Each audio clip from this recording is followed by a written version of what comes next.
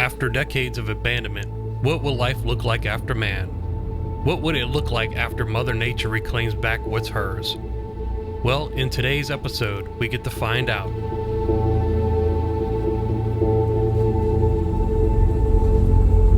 On this journey, I'll be exploring an abandoned cement factory in Ohio. Some of the things you will get to see on this episode are 2 decaying silos that I get to climb, giant walls of concrete and cold steel, and a beautiful flowing river along the way. I didn't expect to like this location as much as I did, but I'm glad I went because this was one of my most favorite places on this northern trip across the United States. I find it odd that I enjoyed it so much, but there is something about a post-war type of setting that had me in awe the whole time. So come with me as I get to explore this massive cement plant.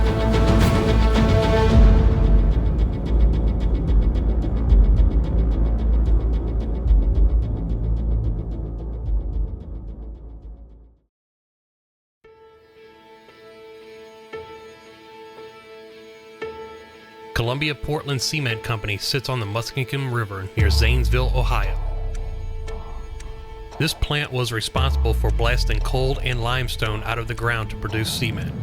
This plant is massive, but had many more buildings on the grounds than that. This plant once had a powerhouse, office building, laboratory, machine shops, and worker homes.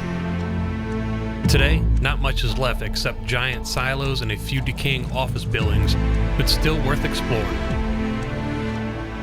This mission will be tricky, being that an active plant is nearby, so I'm going to have to take cover as much as possible to try not to get spotted.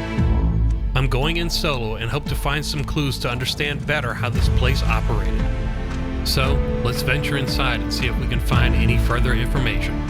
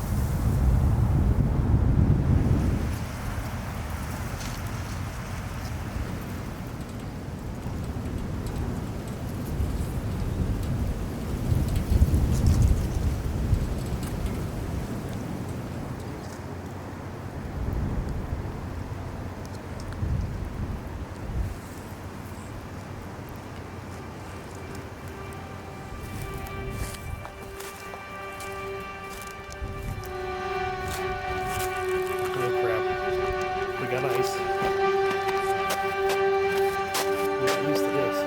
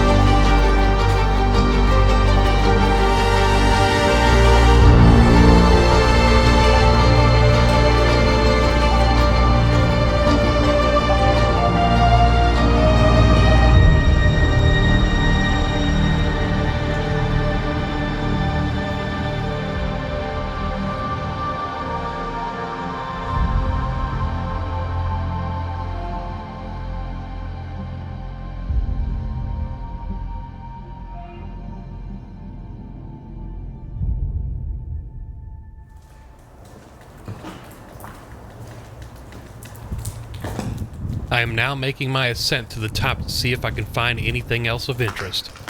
Judging by the looks of things, this place doesn't look all that sturdy, especially around longer hallways. There are pitfalls at every angle. One false move could be fatal.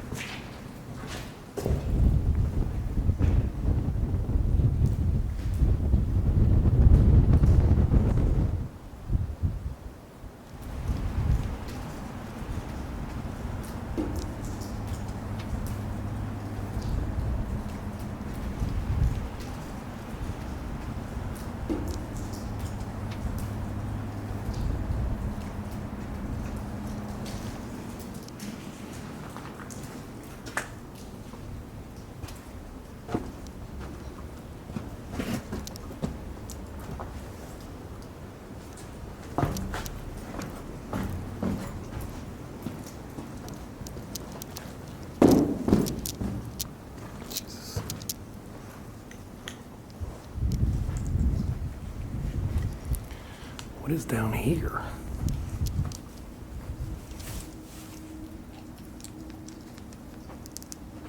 Ooh, look at that. Let me see. Hold on.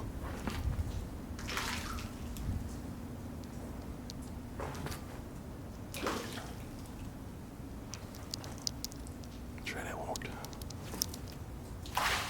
Ooh, that is messy and dusty down there.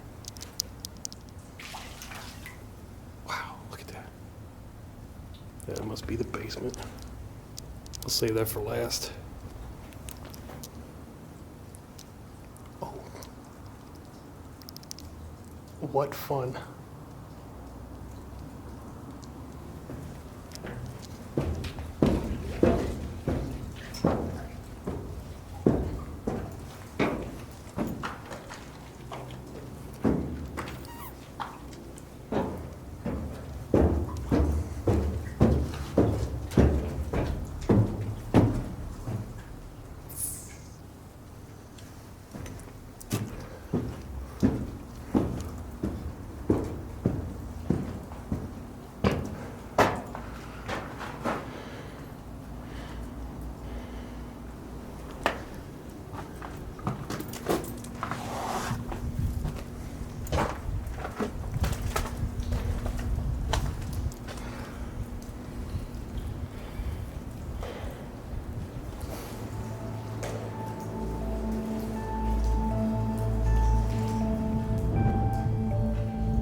Founded in the late 1800s and later acquired by another cement company.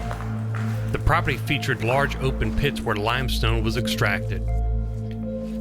In 1910, a 100 large foot vein of limestone almost 600 feet under the plant was discovered while drilling for natural gas, and an underground mine was begun. In 1920, the cement plant sold once again to Alpha Portland Cement Company from Ironton. The company decided to build its first unit of the plant and was finished in 1924, producing 2,500 barrels of cement a day. Inevitably, the plant grew quite rapidly. A year later, the company began constructing the second unit to speed up capacity to 5,000 barrels of cement a day. The cement market fluctuated during the Great Depression and Second World War, and demand increased in the post-war years. In June of 1955, Columbia Cement would be expanding the plant to double the capacity to 11,000 barrels a day. New equipment was installed to keep up with higher demand. Limestone was mined from the hills surrounding the plant, creating a network of large underground tunnels linked by conveyor belts. In 1963, the plant was modernized again, installing a new 450-foot kiln, loading faculties, and an underground raw material storage building. Here comes 1973, and the Columbia plant was sold to another buyer named Filtro Corporation as a part of the effort to shed non-essential businesses. The plant went through several owners in quick successions, as Filtro was bought by the U.S. Filter in 1978, which Ashland Oil bought in 1981. Ashland operated the mine and plant for 3 years before laying off many employees in 1984 and put the plant up for sale. When Ashland Oil sold the plant in 1984 to Columbia Portland Cement Company, the new company ran into problems with the union representing the plant workers. Soon after purchasing the plant, Columbia Portland terminated the existing collective bargain agreement with the corporation and began negotiating a new one that cut some benefits and changed the grievance process. After talks broke down during the spring of 1985, the union voted to strike in May. Mine supervisors found that on their way out, workers had sabotaged some of the equipment. Though the strike was called off, a second strike a few weeks later followed through 1988.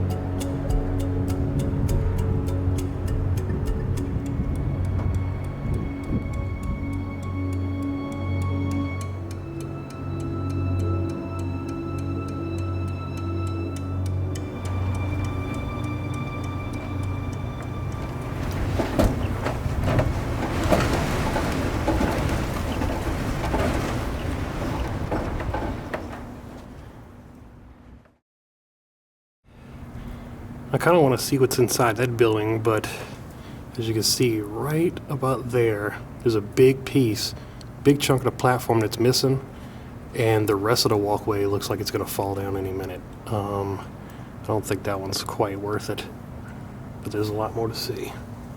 All right, let's see what this does. Let's throw it down there, see what happens. This is a death trap for sure.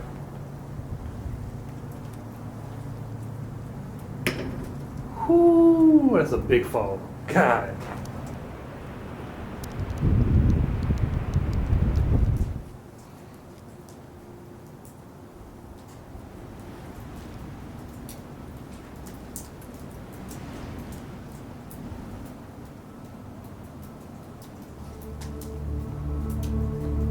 What you are looking at right here is the birth of a newly unformed stalagmite that grows from the ground. Above me are called stalactites because they grow from the ceiling. Stalactites and stalagmites grow because carbon dioxide is released. Calcite is precipitated on cave walls, ceilings, and floors. As the redeposited minerals build up after countless water drops, a stalactite is formed.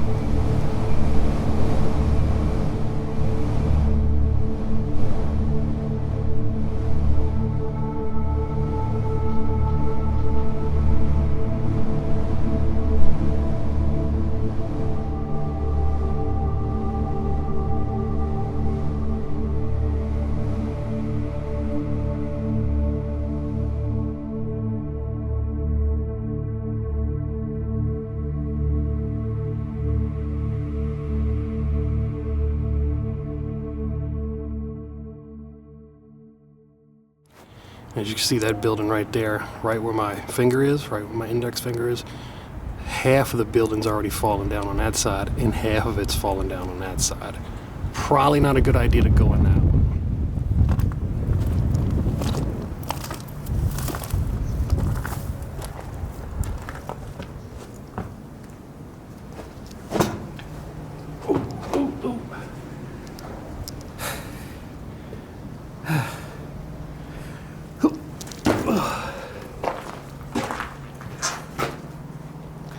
Now let's go back down. All right, let's go down into the basement and see what we can find. Here we go. Here we go. Whew.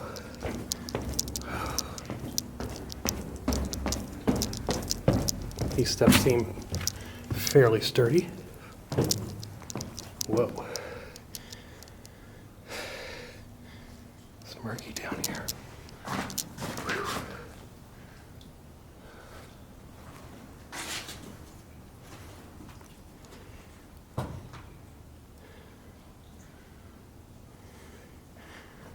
Let's pan over here.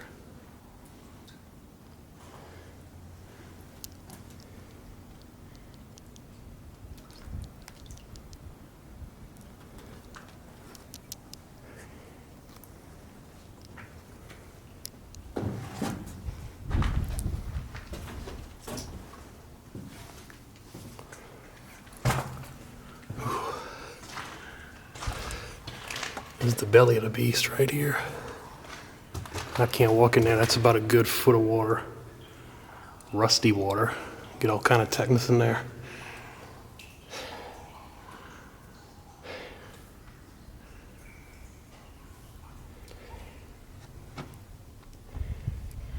Oh, wow. Whew. Got a good breeze going down here.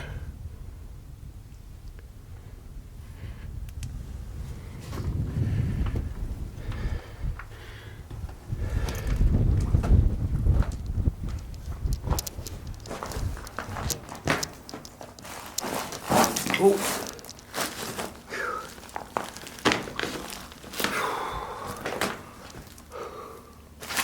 Shit. Oh. Oh, cool. Check out that desk. Nice.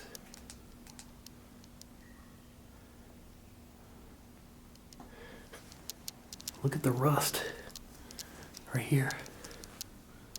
Wow. An old work glove.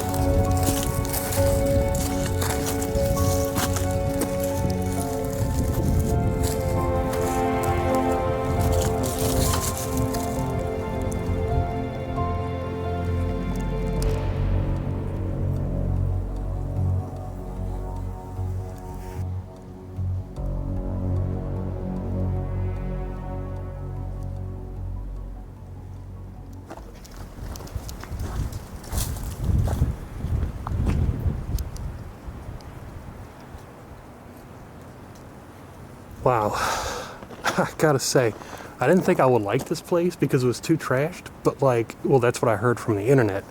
But when I got here, I was like actually impressed. It looked like a bomb went off in here, but in more like a beautiful kind of way. I love this place. Look at this.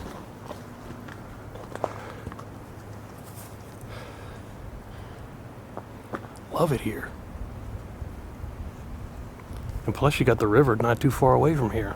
Beautiful. Beautiful, beautiful. A mix of man-made structures with Mother Nature.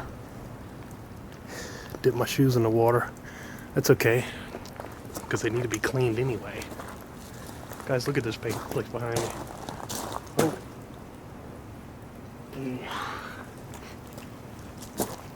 I love this place. It's so beautiful in here, actually. Oh!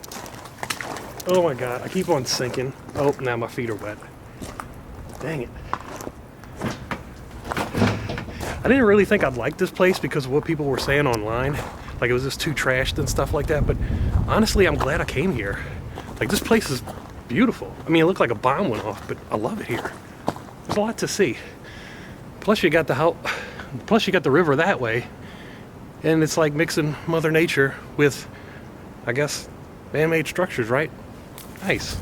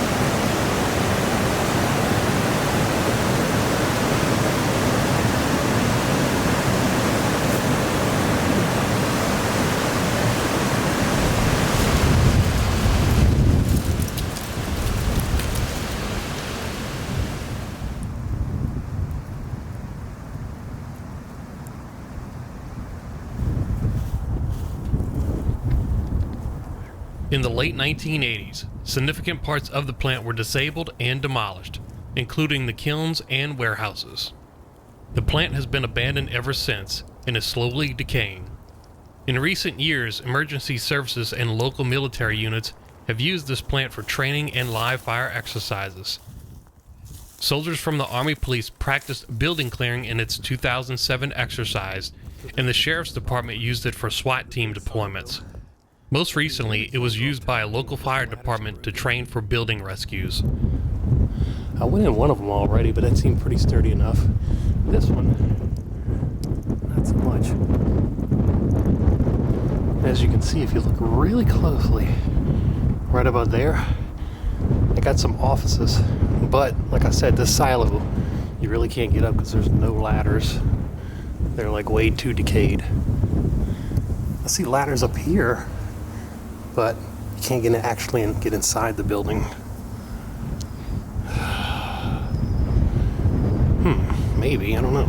Let's see, you can kind of get over here, but not really.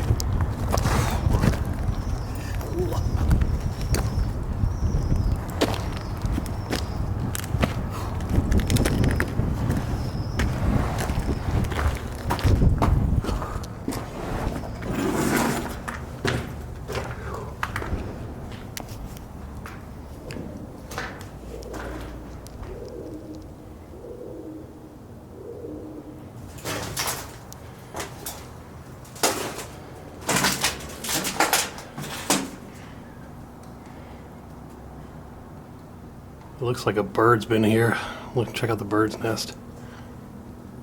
Look at this place.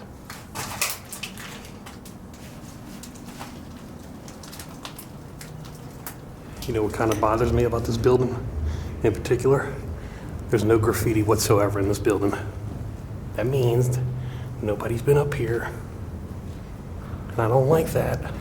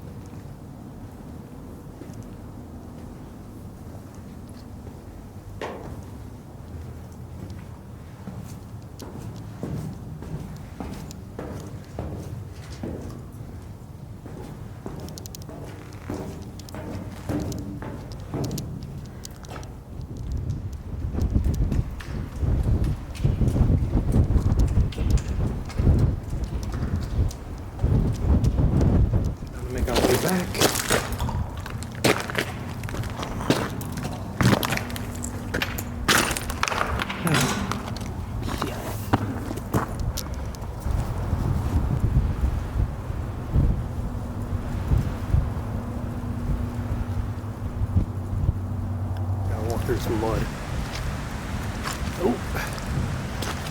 And this mud is strong too. It sticks to your feet. And after you get out the mud, it feels like your shoes weigh about 50 pounds each.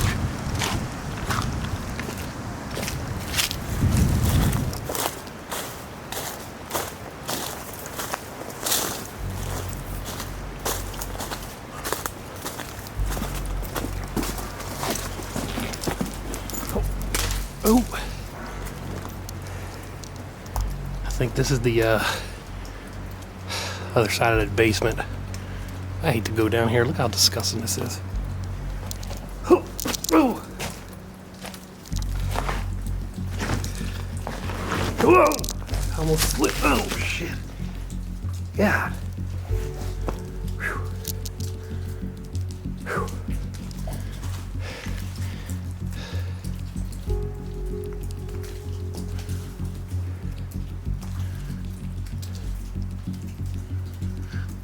Oh, ladders. What fun.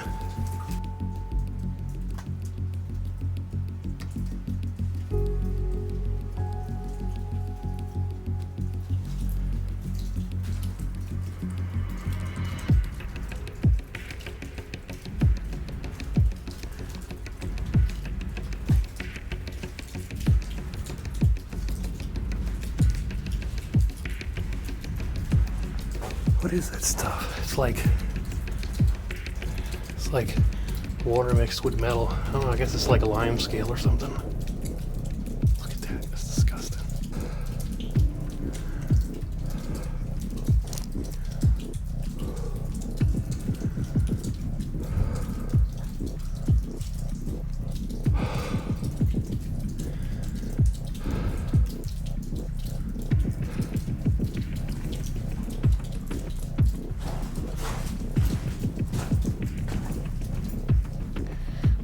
This monster. This is the bottom of the silo, I guess. Yeah, we're in the basement. Yeah, we're deep in the basement here.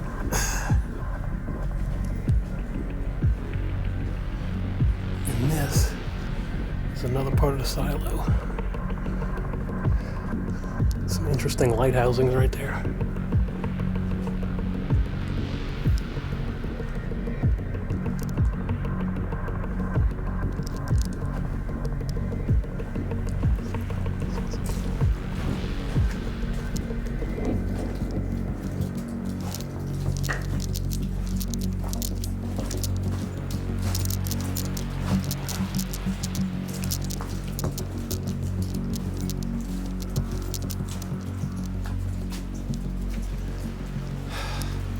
Let me see if I can get out of here without hurting myself. Ew.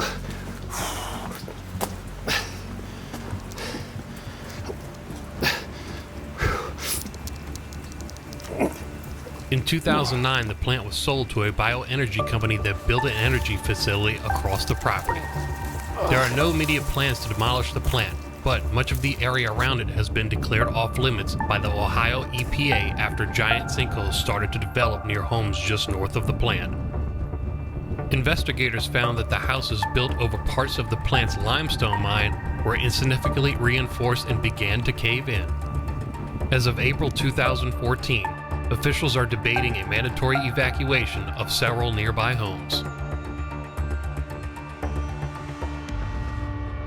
It's unfortunate, but it doesn't look like this place has any future as it stands here today.